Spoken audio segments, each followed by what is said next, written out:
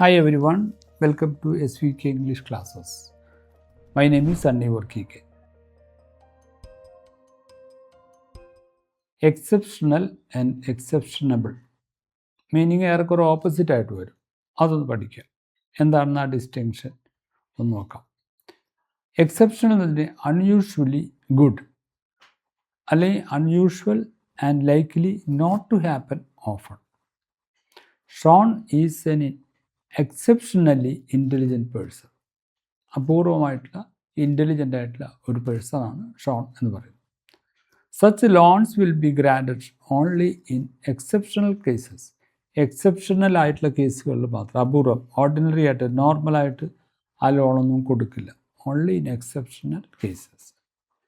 Vaikom Vijayalakshmi is A gifted and exceptionally talented singer.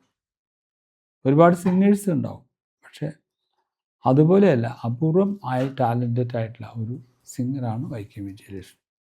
അപ്പോൾ അതാണ് exceptional. അത് പോസിറ്റീവായിട്ടുള്ള ഒരു മീനിങ് ആണ് അതുകൊണ്ട്.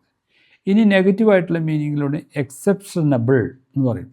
അതിൻ്റെ അർത്ഥം objectionable, causing disapproval or offence.